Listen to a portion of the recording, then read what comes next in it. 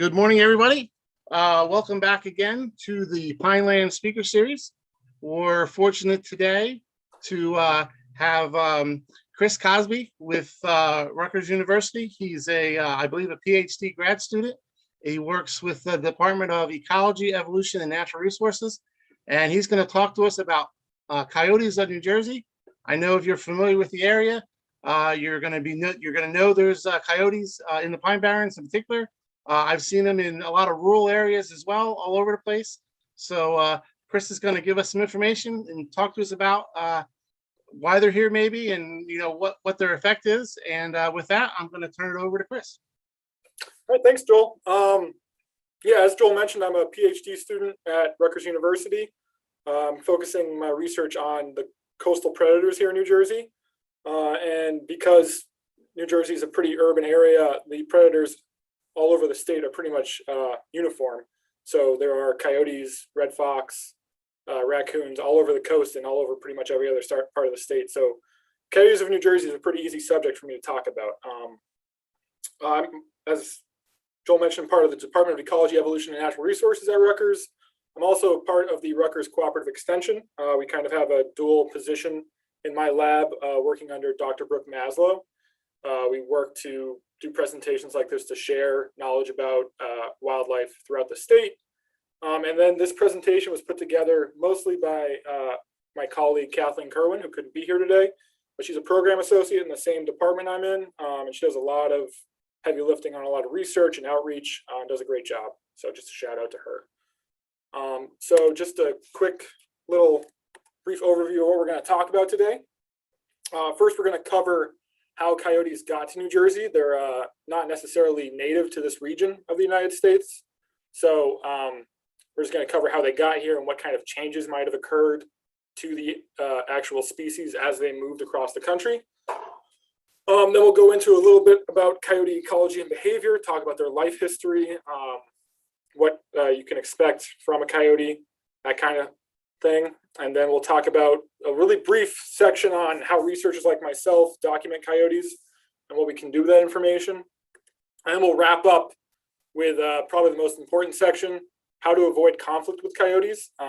Coyotes are pretty prevalent throughout the state, as Joel mentioned, but they aren't really trying to be seen. They don't necessarily want to interact with humans at all. But that can change if you do things like feed them either intentionally or unintentionally. So we'll talk a little bit about how you can avoid that, how you can avoid conflict if you have a coyote that's coming around to your area a lot, and what you can do to prevent that kind of thing from happening. But to begin, we'll talk with the basics of how coyotes got here.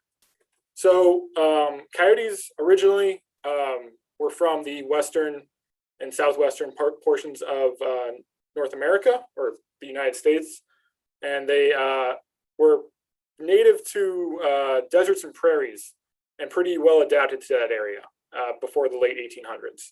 So this map on the left here shows a dark orange area. That's kind of their historical range before the late 1800s. And the lighter orange is kind of their expansion. And then that lightest, almost grayish orange is their current range as of now. So they've moved all the way up to Alaska and down into mid to southern Mexico. So what kind of changed that made these coyotes move eastward and expand out through a larger area of North America? Well, there's two reasons that we can really point at right now. And that first one is large-scale deforestation in an effort to increase agriculture across North America. There was a lot of clear-cutting of forests and converting these large forested patches of land into more open agricultural fields or areas, pastures for livestock. And that's, as I mentioned, kind of where the coyotes were most comfortable, in these wide open spaces. So when you clear cut a bunch of areas, there's a lot more area for the coyote to move into. So at the same time as this large scale habitat transformation was occurring, there was also a concerted effort by the government and citizenry of all three North American countries to remove predators from the landscape. So things like the gray wolf, mountain lions, and bears were all persecuted for being problem animals when it comes to raising livestock. There was an expanding population of humans across North America. There's a lot more mouths to feed, so you need more livestock and more crops, and predators aren't really necessarily the best thing to have around when you're trying to increase livestock numbers. So with the combination of predator removal and large-scale deforestation, there was kind of an open gap where these coyotes can move into these areas and kind of fill a role that was being opened up for them. And so as the map indicates in this background here, there's kind of two paths they took. And one of them we'll talk about today is the movement through northern Canada or southern Canada or the northeast part of the United States. And so this is a picture of a western coyote, just kind of in their natural area. As I mentioned, they're more adapted to open areas, plains, desert, that kind of thing. And while they were expanding across the northern part of North America, DNA evidence shows that at some point during this expansion, they ran into gray wolves and domestic dogs and interbred with them.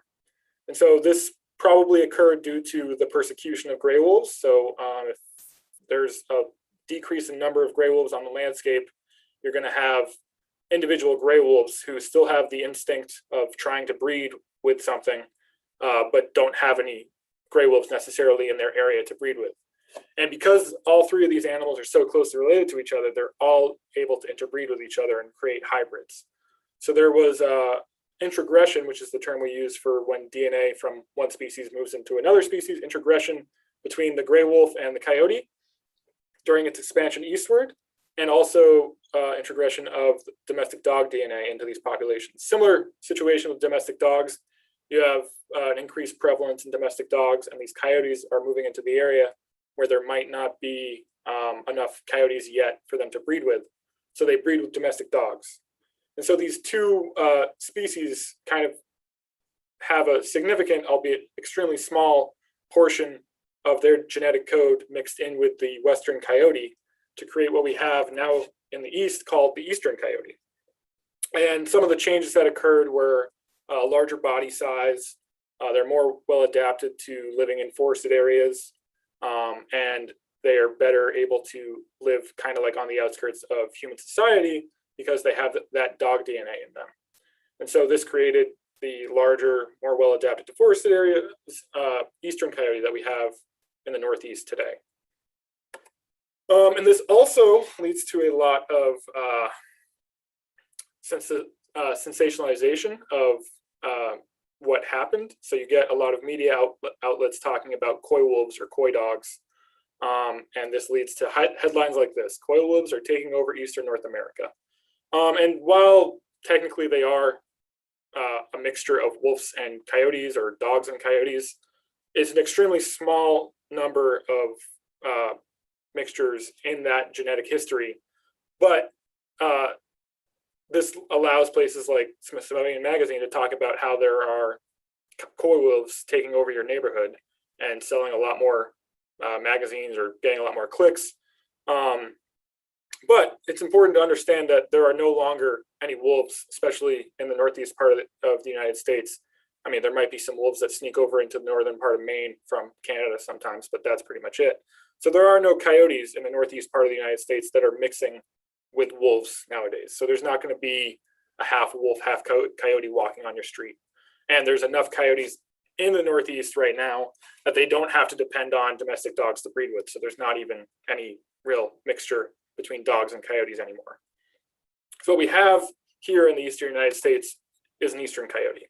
And that's the correct term we like to use when talking about the coyote, so we don't create fear that where there shouldn't be any fear. Because again, these animals, they don't want to be involved with humans. They don't want to be near humans if they don't have to.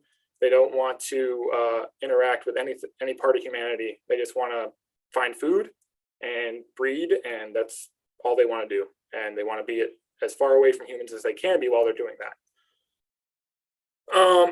So talking a little bit about their arrival specifically here in New Jersey, this map highlights a couple of the counties in the state and some of the towns where the coyote were seen early on. The first sighting reported was in Lambertville in Hunterdon County, where I'm at right now, in 1939. But the first confirmed report, I assume it was some kind of dead coyote or something, did not occur until 1948 in Lower Township in Cape May County. And then you can see up north, there are some reporting in the mid to late 50s that spread out. But they've been here for about 80 years. As you can see, they probably moved eastward from Pennsylvania, crossing the Delaware River into the counties that border Pennsylvania, and then moved eastward. And now they're even on the shore on some of the barrier islands. So they're kind of everywhere. And this map, which is created by the Division of Fish and Wildlife here in New Jersey, shows their current estimated distribution. So for those of you who aren't familiar with a heat map, darker red colors show areas of a higher concentration of coyote reports. So you get darker red colors up in the northwest portion of the state near the Appalachian Mountains, and then you get them down in the Pine Barrens or the Pinelands where we're talking about today. So these numbers are based on a few things. They're based on harvest reports. Coyotes are a game species, so they are hunted and trapped here in New Jersey. And all those hunting and trapping numbers have to be reported annually. So we get a good amount of information from hunters and trappers on where these coyotes are mostly occurring. We also get a lot of roadkills here in New Jersey. And then there's just sightings. If you call up the New Jersey Division of Fish and Wildlife and say, hey, I saw a coyote in my backyard, they'll mark that down and they'll add it to this map. But as of 2016, there were sightings in 96% of New Jersey. That's 96 of the land area. So that's pretty much everywhere. I mean, they're in Jersey City, they're in Hoboken, they're everywhere. They've expanded pretty much throughout the entire state. But again, there are the densest numbers in the Pinelands in the northwestern forested areas. So that's pretty much how the coyotes got here to New Jersey, what kind of changes occurred with them. And now we're going to move into a little bit to talk about the ecology and behavior of the eastern coyote. So for this, I like to start off with a basic description of the animal. We get a lot of calls about there's a coyote in my neighborhood, and then we come, or someone finds a picture, or they send us a picture, and it turns out it's a red fox or a large dog. And so it's just, I like to start off with a coyote description. Some people have seen coyotes plenty and know exactly what they're looking at. Some people may have never seen one up close, so they don't know what they're looking at. As for weight, they're about, this is just an average range, they're about 30 to 45 pounds. They can be a little bit bigger, a little bit smaller, but that's how much they weigh here in New Jersey. Females are slightly smaller than males, so there's a little bit of dimorphism between the genders. And then the best way to identify a coyote that I've found is by their tail. This is not a great picture of a tail. We have a couple of pictures later on in the presentation where I'll point out the tail, but they always have these drooping, bushy, black tip tails. So you can see in this picture, the tail is behind the animal's back legs, kind of almost tucked between, and that stays in that position or close to that position even when they're walking or running. They don't really lift their tail for anything. So they're always going to have that drooping, bushy, black tip tail. The tail will always have a black tip to it. They have these large pointed ears that help them in hunting. They're canids, so like your dog, they have a really good sense of smell. Their eyesight's actually pretty decent, but they really focus on their sense of hearing for hunting. They can hear things like rodents and rabbits and all kinds of things in the underbrush, and they can easily pick out where that animal is and hunt it down just by their great ability to hear what's going on. They're about 3 to 4.5 feet long, about 2 feet tall at the shoulder. They have these really bright, brilliant yellow eyes, and they come in a bunch of different colors. That also leads to a lot of confusion. So they're predominantly seen here like this gray one. They predominantly are shown as gray. They exhibit this gray morph of color, but they also come in like totally black coloration, dark browns, or even a blonde. We have a good picture of a blonde one later, I'll point out. And this gray color that a lot of them exhibit comes from this thing called fur banding, wherein they have individual hairs that are all different colors, ranging from black to silver to gray to brown to white. And the combination of all these colors along their coat creates kind of from a distance a gray coloring. It's really more like a striping. You can see kind of, I don't know if you can see my mouse, but if you can see my mouse kind of in the small of the animal's back, you can kind of make out some black striping along the side. And that's a good example of this fur banding that they exhibit. So just keep all those factors in mind. Again, a bushy black tip tail. For confusion with red foxes, they don't have any markings on their any black markings on their feet. They don't have black tips to their ears, although they do have some dark coloration around the ears. It's never black unless they are a black individual themselves, and that won't be sticking out to you. But we're going to talk a little bit about the two other canid species here in New Jersey now, just for sake of correcting any confusion. There are 3 species in the taxonomic family Canidae that occur in the eastern United States, excluding the red wolf, which is very small in numbers down in North Carolina. But those are the eastern coyote, the red fox, and the gray fox. And these 3 species are commonly misidentified due to their similar dog-like appearance and color variations, as well as the low light conditions that they all tend to be outside during. So all 3 of these species are kind of nocturnal. They're out between dusk and dawn. And in particular, the red fox, which is up here on the top right, can have really gray coloration to it or black coloration to it, which can really make them easily confused with coyotes at a quick glance. But compared to coyotes, they're only about a third the size. The average red fox weighs like 8 to 15 pounds here in New Jersey, whereas the coyote, again, is 30 to 45 pounds. So they're significantly smaller. And just as contrast, the red fox has these black markings on their feet, always, no matter what coloration they are. And I kind of refer to these as their socks. They always have their little black socks on. They have these black tips on their ears that are really easily identifiable. And then the big one, because everyone always sees the foxtail when the fox walks by, they have a white tip to their bushy tail, whereas the coyotes always have that black tip. So if you see something walking across the street at night or something and you get a quick glance at it, the tail is probably the best way to identify between the 2, coyotes and red foxes. And the white tip tail is just a much easier thing to see, and the coyote will have a black tip tail. And then on the bottom left here, we have the gray fox, which is far less seen than the other 2. These are only occurring in the densely forested areas of the state. They're significantly smaller than even the red fox, so they're a pretty small species. They have those really short, stubby legs. They almost have a cat-like face. They do have the same coloration as a gray coyote, so that can be confusing. But they are also tree climbers. So if you ever see what you think is a coyote in a tree, it's probably a gray fox. Coyotes and red foxes do not climb trees. So, and they're also extremely rare. You're not going to see a gray fox really, unless you're out in the woods at the right time.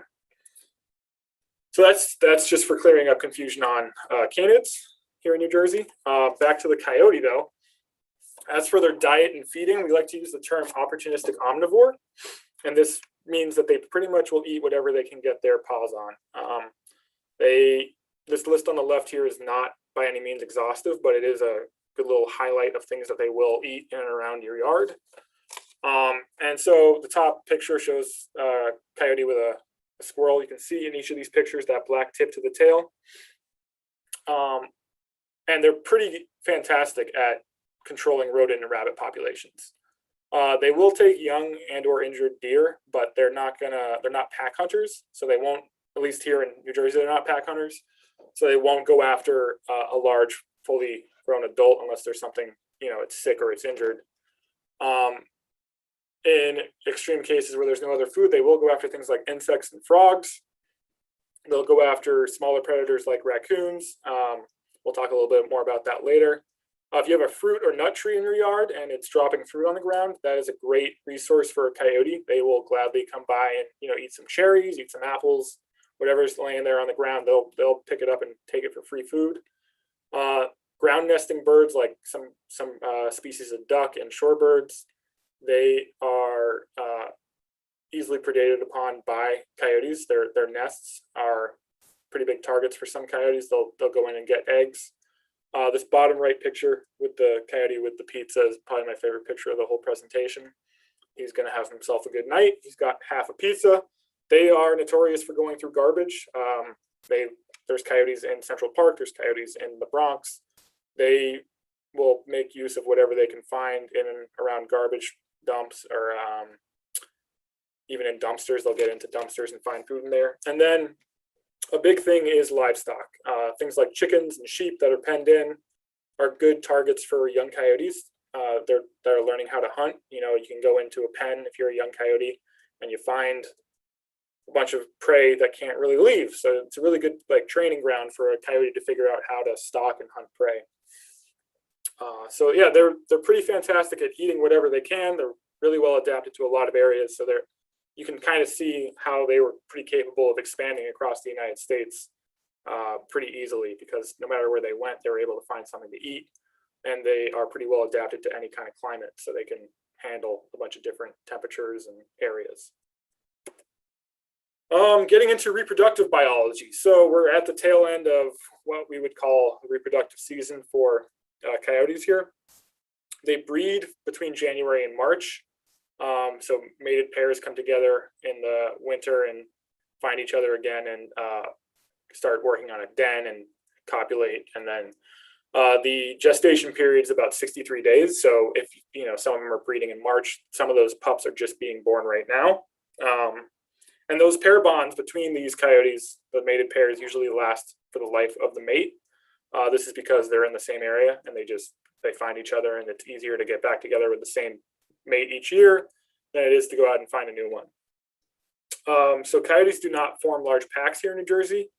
Their social unit includes the mated pair plus young of the year, and occasionally there will be what I like to call teenagers, or the young of last year that stick around for another year to help the parents rear another litter.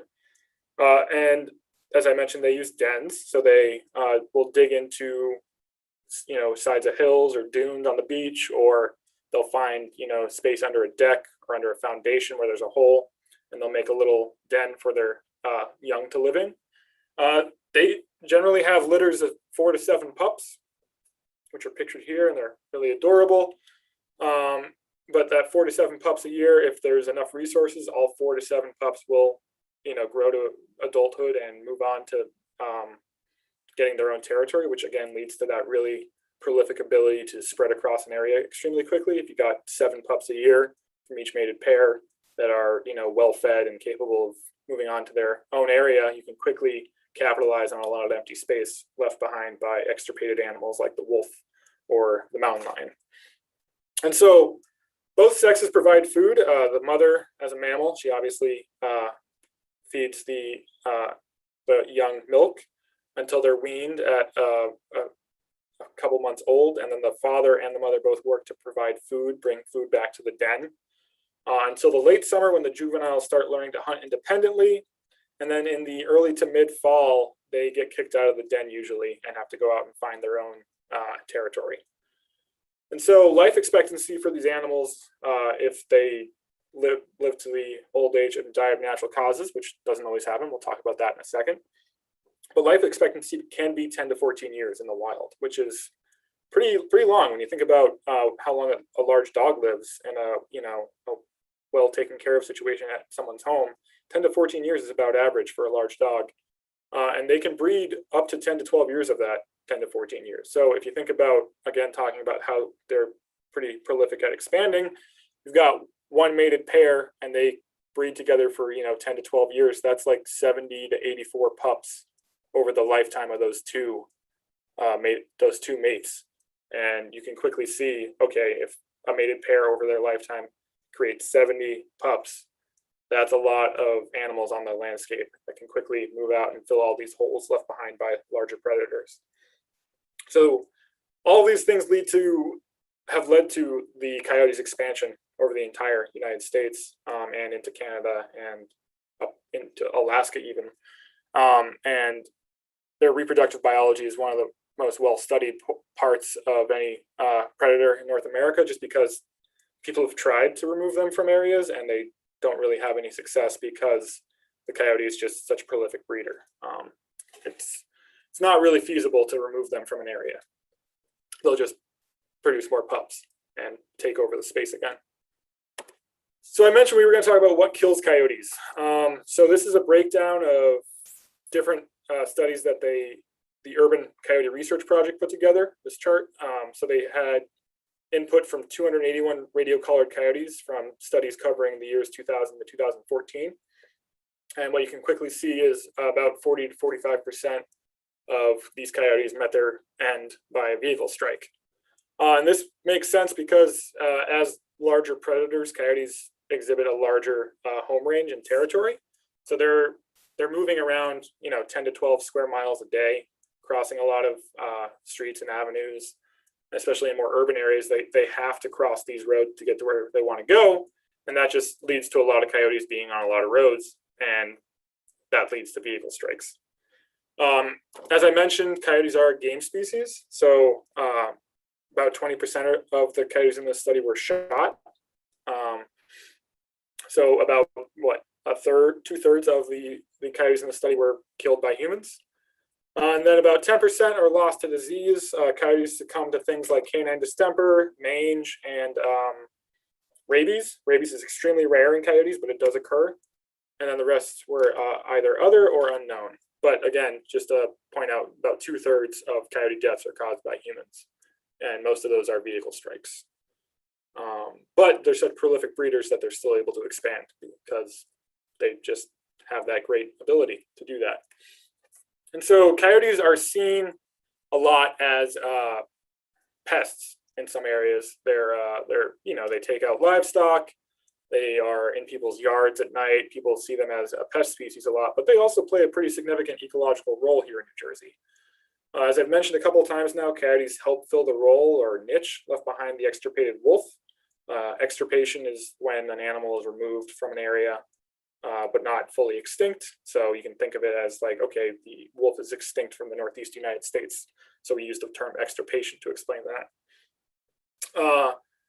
But in that role, they help control the rodent and rabbit population pretty significantly. If a coyote moves into your neighborhood and you used to have rodent problems, that coyote is going to take care of that problem real quick. They are pretty prolific hunters. They will find those rodents and rabbits, and they will reduce the population pretty quickly.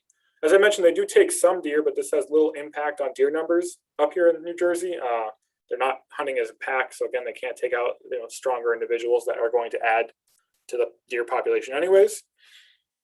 They do exhibit a top-down control on mesopredators. Mesopredators are any predator on a landscape that aren't apex predators. So things like foxes, raccoons, feral cats. A coyote will exhibit top-down pressure as the apex predator. It's just better at hunting. It's bigger, it's stronger, and it will either directly or indirectly compete with these animals to the point where these animals are no longer capable of living in the same area. And it will, in some situations, kill and eat these animals if it gets the opportunity. So this is a picture of a coyote chasing down a raccoon. And this can be pretty beneficial to songbirds, shorebirds, and turtles in the area. There's some studies going on to try to figure this out, but if you're, say you're in a 10 to 12 square mile area that would be filled by a coyote, but there's only smaller mesopredators in that area like foxes, raccoons, possums, stuff like that. So there's probably at least 2 or 3 foxes, maybe 5 or 6 raccoons in that area, and so then you've got like 7 to 9 different predators in that area roaming around trying to find food every night. And then if a coyote moves into that area and it either kills or scares off the foxes and raccoons, now instead of 8 or 9 predators roaming that 10 to 12 square mile area, you now only have 1 or 2 coyotes, and those 1 or 2 coyotes are going to find things and kill them, but they're going to take a lot longer to do it because they have such a larger range to walk around and find food in. And they're not that much bigger than those animals that are, eating that much more. So there's the thought that it's possible that they can be protective in a way to these songbirds, shorebirds, and turtles just by reducing the overall predation pressure on these species. And so now I'm going to talk a little bit about studying New Jersey coyotes. This is part of what I do as a researcher, and other people have done great work here in New Jersey just looking at coyotes and kind of their expansion. And we'll talk a little bit about that. So how do we document canids? So this slide talks about the simplest, most cost-effective, and easiest way to document canids. It's really effective and efficient. a woman who did her PhD work on the Jersey coast, Dr. Michelle Stanchel. She did a lot of great work on shorebirds and predators of those shorebirds. She did a study from 2015 through 2017 conducting track surveys in multiple nesting grounds along the Jersey coast. And so what that means is she would walk in a straight line repeatedly over a few of the summer months. She did this for 3 years. She would walk in straight lines in these habitats and mark down any tracks she found. And so with that, we had a pretty good documentation of what kind of animals are in these nesting grounds. And she found coyotes and red fox. And so this is just a couple of examples of how coyote and red fox tracks look different than the average domestic dog. So like all domestic dog tracks are pretty variable. All three of these species leave tracks everywhere they go. It just depends on what kind of surface they're walking on, whether or not it'll be defined enough for you to see it. And while domestic dogs can be pretty variable in size and shape, their paw prints are usually pretty splayed. So think of like if your hand spread out and you push it into the sand, and that creates more of a boxy square shape to the paw print. Whereas the coyote and red fox, I like to think of, your fingers together on your hand and you press it into the sand, creates more of an arrowhead or pointed shape. And so that's generally the way we tell between a domestic dog and a coyote. There are other things like, okay, is there human footprints along with the dog prints? And if there are, it's probably a dog. But generally you can tell pretty easily between a dog and a fox and a dog and a coyote. Where the issue comes in between a coyote and a red fox is if you have an extremely small coyote or a very large red fox, you might get paw prints that look pretty similar to each other. And the way that we discern between the two of those, you need a really clean print and you need a pretty significant sized space between the toes of the red fox, because red fox have hair in between the pad of their foot, which is that kind of, think of like the palm of their foot and their toes, and that creates a larger negative space between their pad and their toes than you would see in a coyote's print. And so unless you have that case where you have an extremely large red fox and extremely small coyote, you're never going to have to resort to that because their prints are just size-wise, they're extremely different. But that's the way we would attempt to tell the difference between the two if it was a situation like that.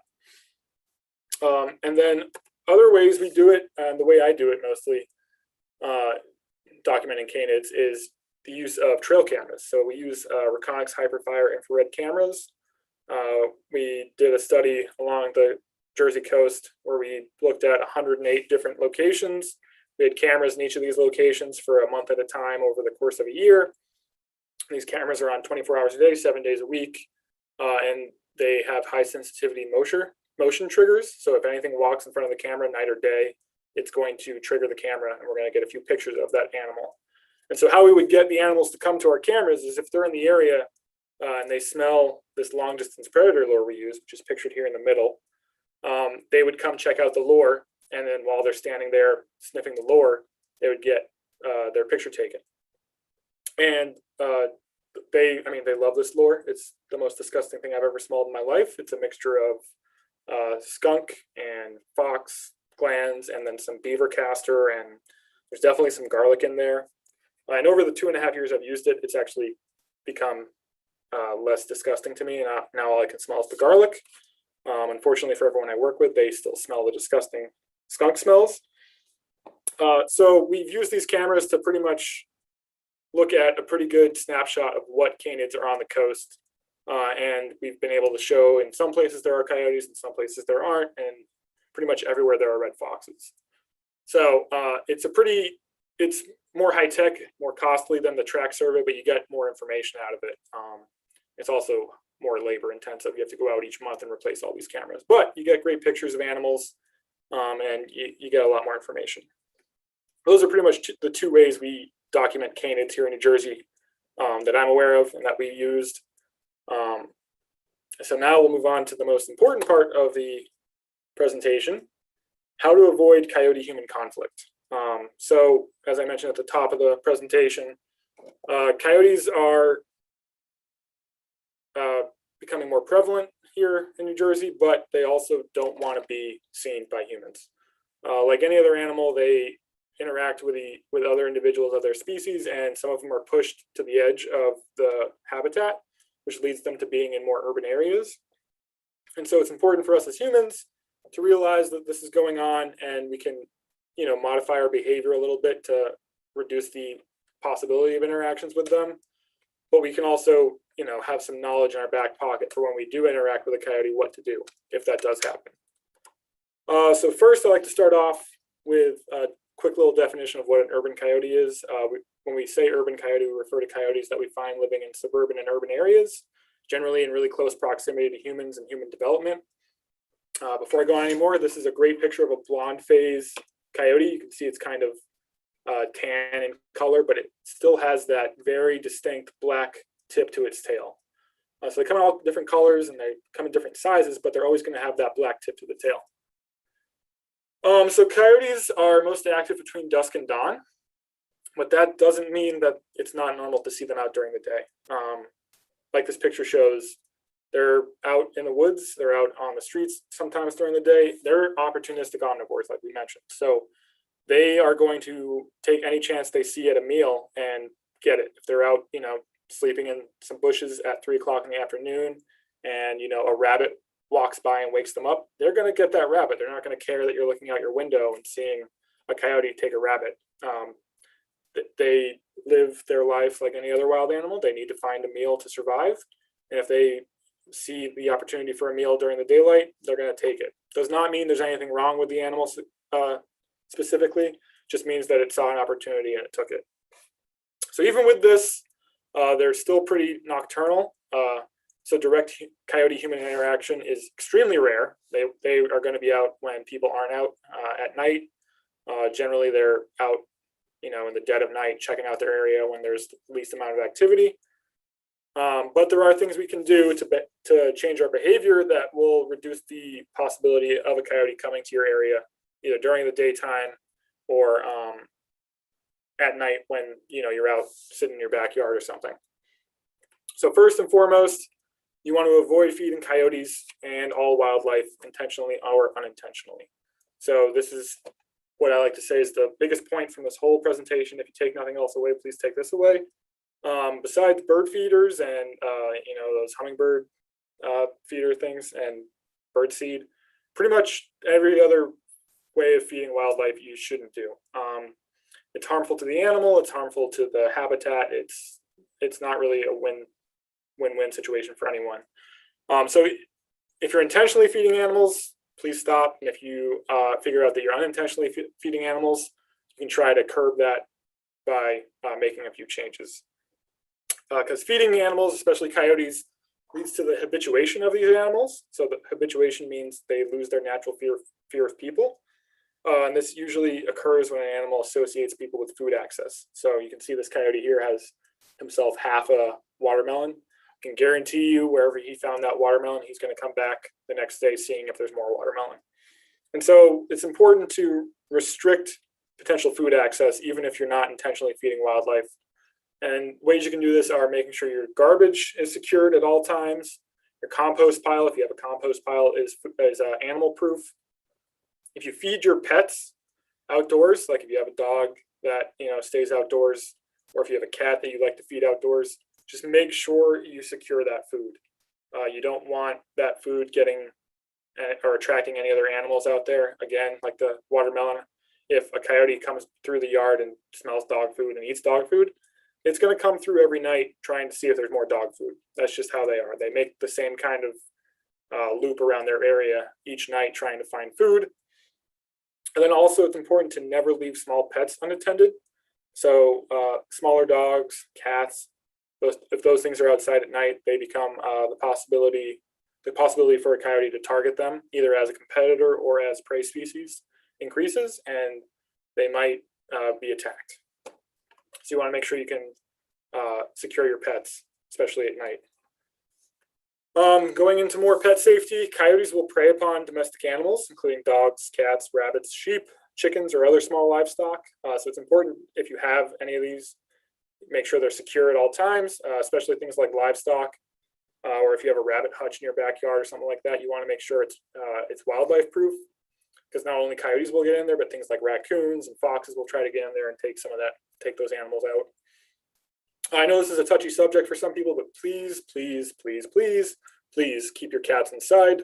The average lifespan of an indoor cat is, I think, 12 years, while the average lifespan of an outdoor cat is about 5 years. This is due to a number of factors, not all of them predation by coyotes, but including disease, being attacked by other cats, being attacked by other wildlife that aren't coyotes, but coyotes are a big factor in outdoor cats' deaths. So if you have a cat, please keep it inside. The cat will live a longer, happier life and will not be victim to some kind of coyote attack. As I mentioned, please do not leave small dogs unattended in your backyard, especially at night. Coyotes will see cats and dogs as competition. They might not necessarily eat the animal, but they'll see these things, these smaller predators, the same way that they see a fox or a raccoon. That's something that they think is going to eat prey species that otherwise would be available to the coyote. And because of that, they're going to try to remove that perceived predator from the landscape. And they'll attack cats and dogs because of this. And then lastly, like I mentioned, young coyotes will see livestock as an easy opportunity for learning how to hunt. So you want to secure your livestock. If you have sheep or goats or chickens, you want to make sure that they're fenced in a way that coyotes won't be able to get into. And we'll talk a little bit about fencing in an area a little later. So direct management strategies. So negative stimuli, exclusion, and removal. So we're going to talk a little bit about negative stimuli first.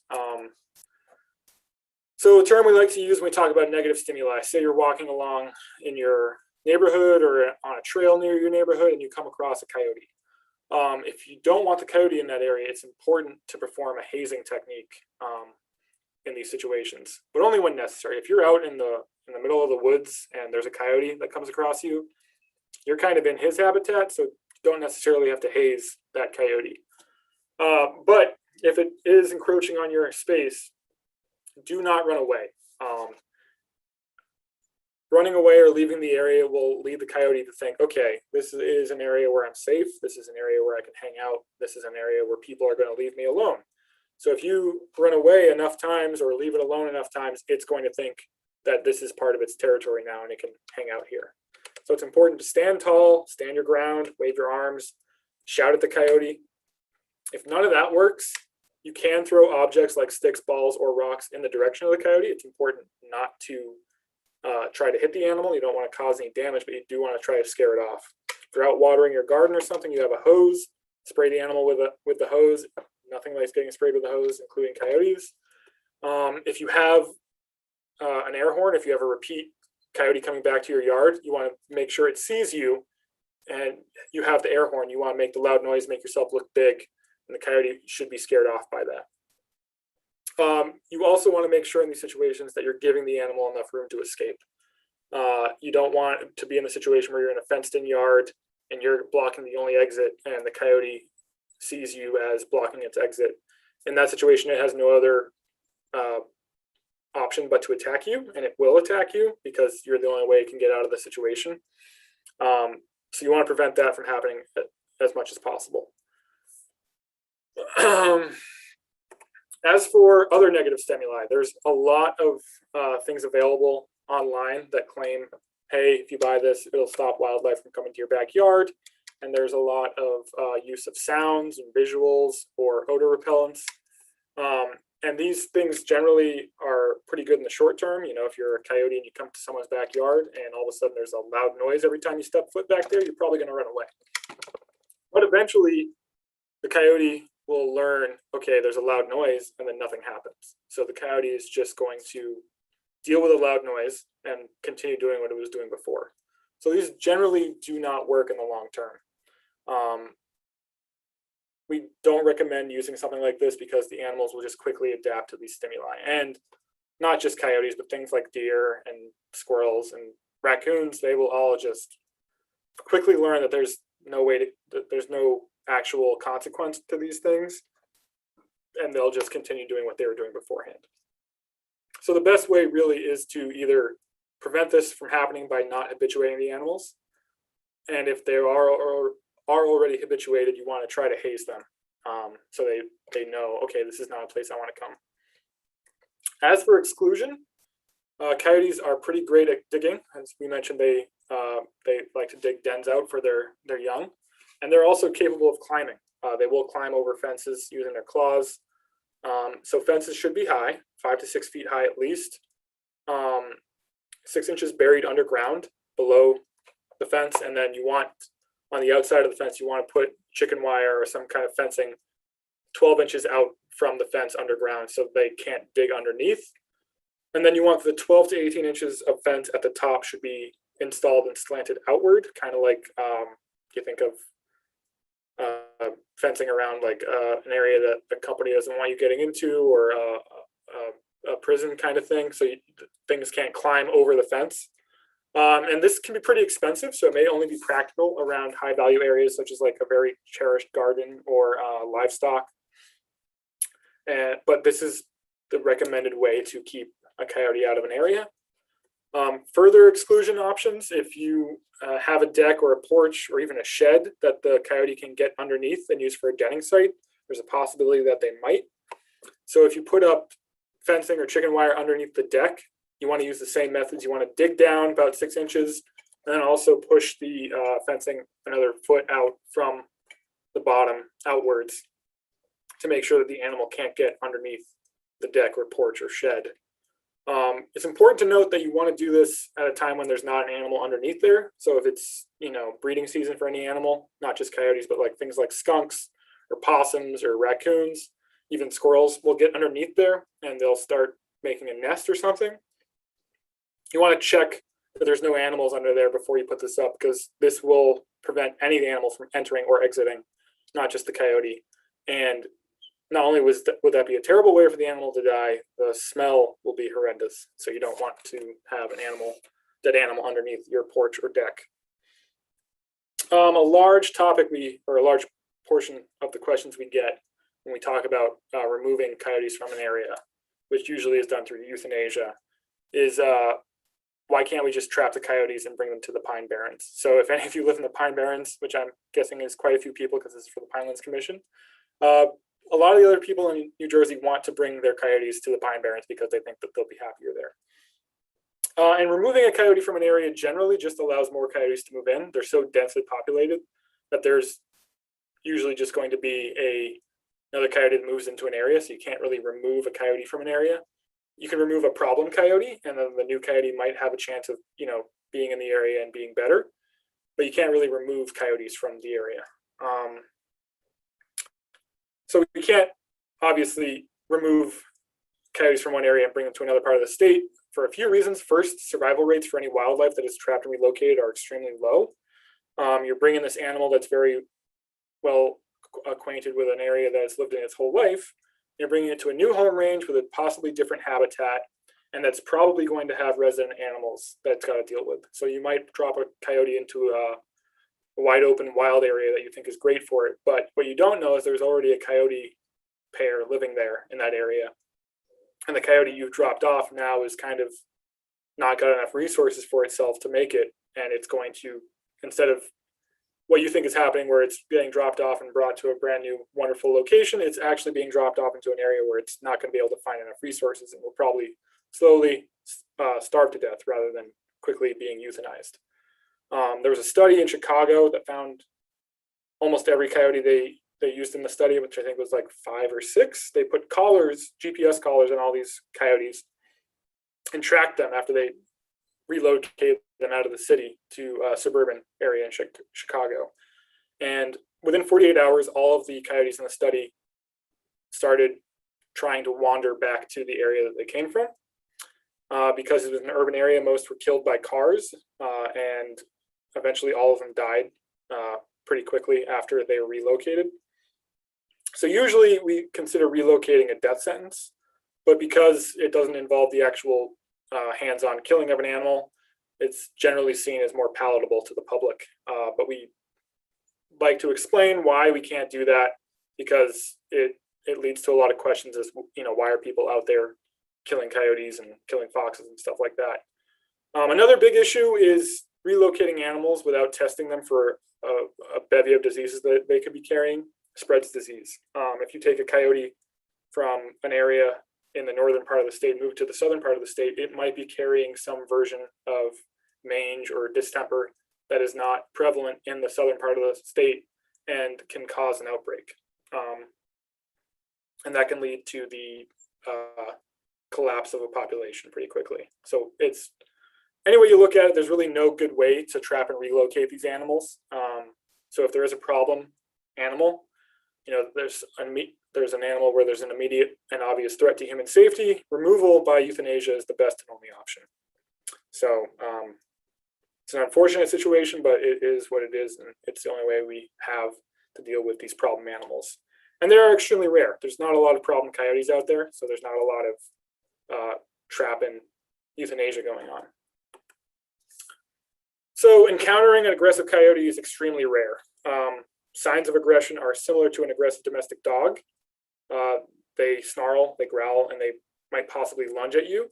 If you do encounter an aggressive coyote, please call the police or an animal control office immediately. I've given this presentation a bunch of times, and I doubt anyone I've given this presentation to will ever encounter an aggressive coyote.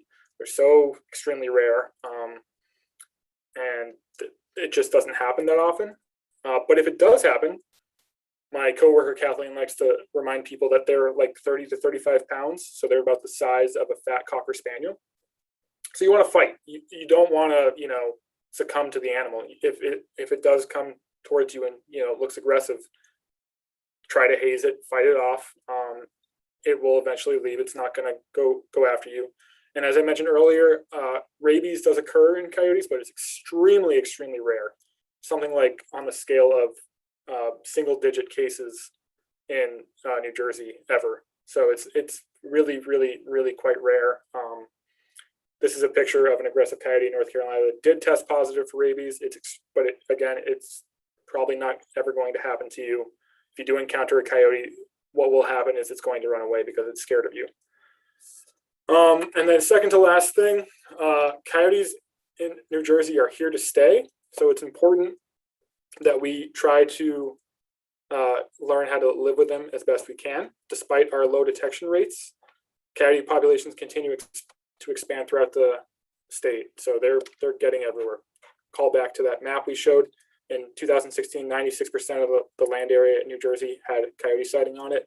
It's probably increased closer to 100% now. And coyotes are smart and adaptable. And even if the state came in with an aggressive campaign to remove them, more would move in.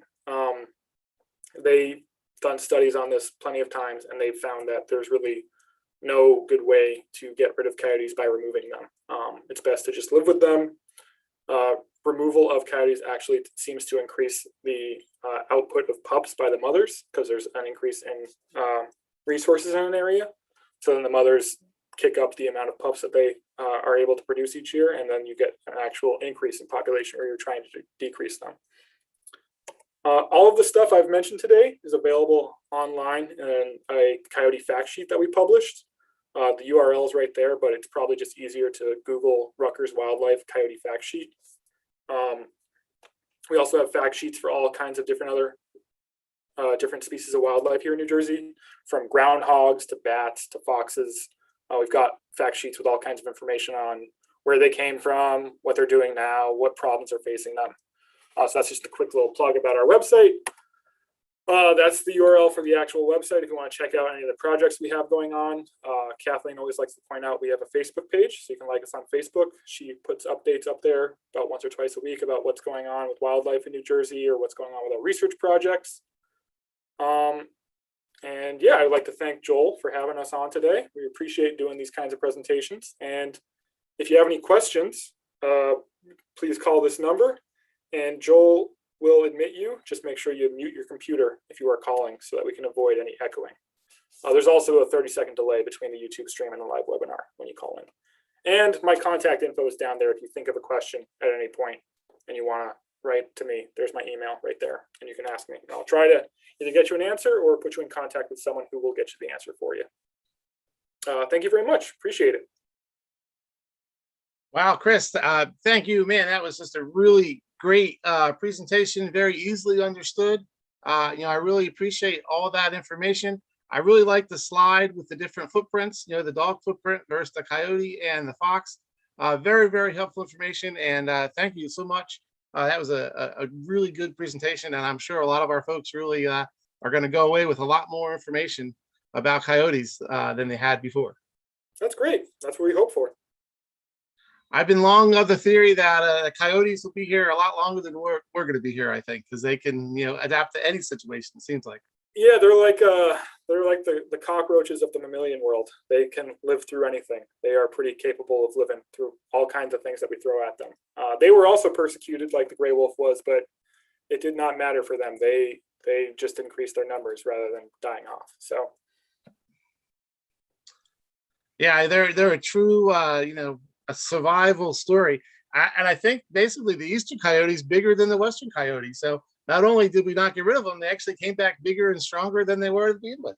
exactly, yeah. They bred in with the wolves and the dogs, and came out the other side bigger and stronger.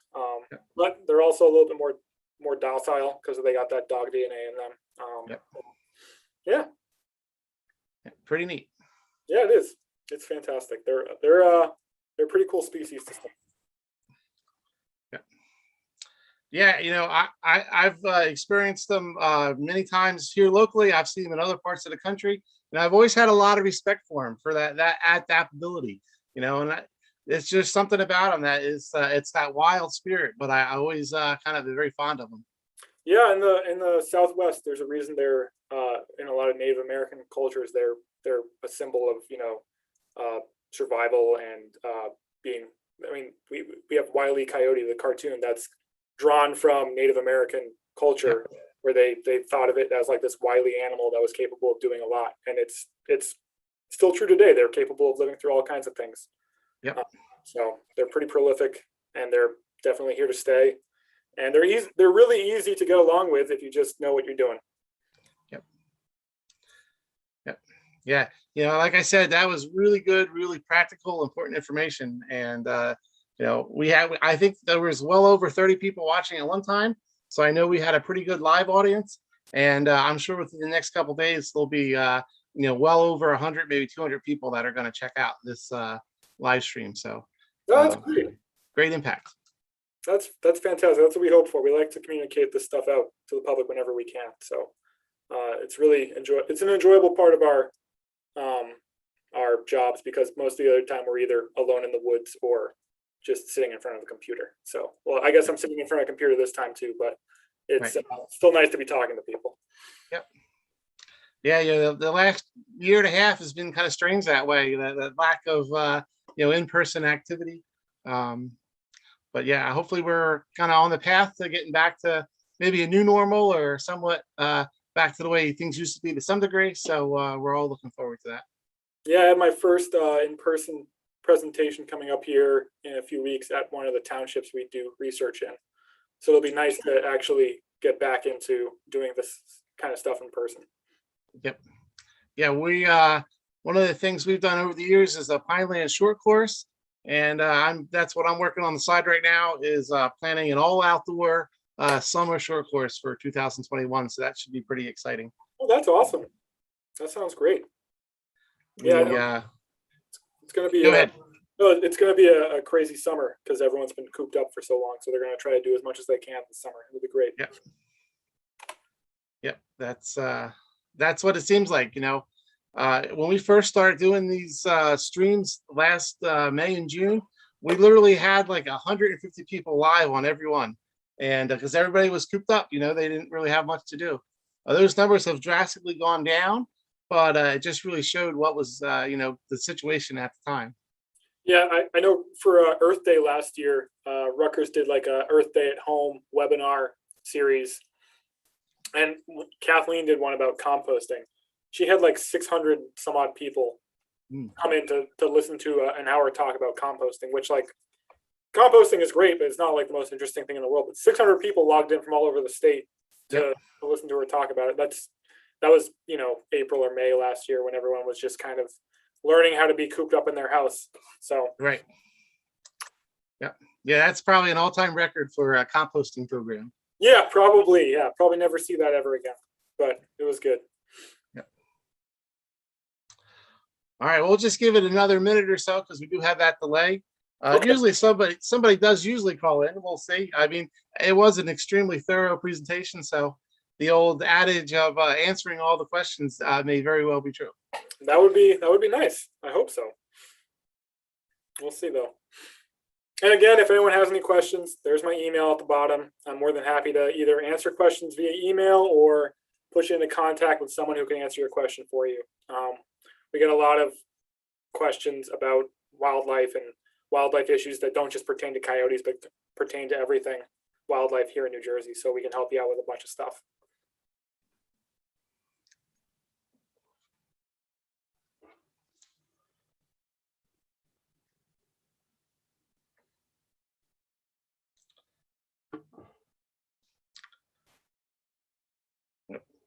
Yeah, you know, the red fox, I see on the meadows and in the wetland areas, I see an awful lot of red fox.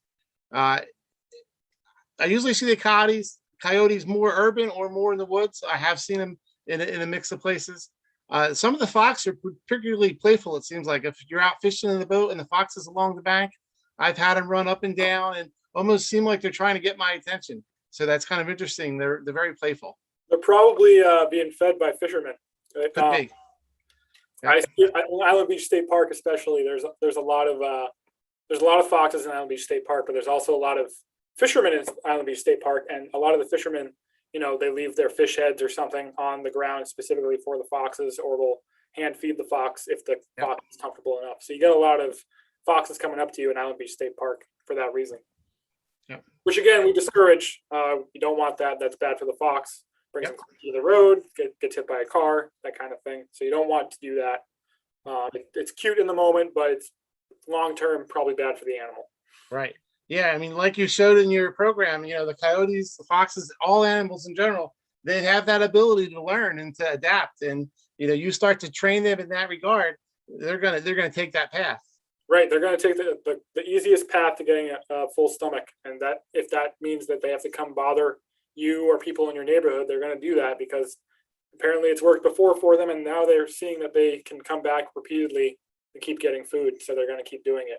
Because if you have the option to walk around all night and possibly find a rabbit or a squirrel, or you can walk to a neighborhood and, you know, get a, you know, whatever, like a raw steak, you're going to walk to the neighborhood and get a raw steak because it's way easier.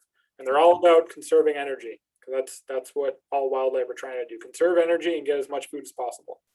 Right. Sounds like a good plan to me. Yes, it does. All right. On that note, Chris, I think we're going to shut down the live stream. Okay. Hang on, and I'll catch you on the Zoom side. Okay. But thanks a lot. And next week's program, we're going to have a program on dragonflies and damselflies. So, that's great. Yep, Jen Balava from Burlington County is got a great program, and she's going to tell us all about those dragonflies and damselflies, and that'll be next week at 10 o'clock on Thursday. So with that, we'll see you out there, and we're going to end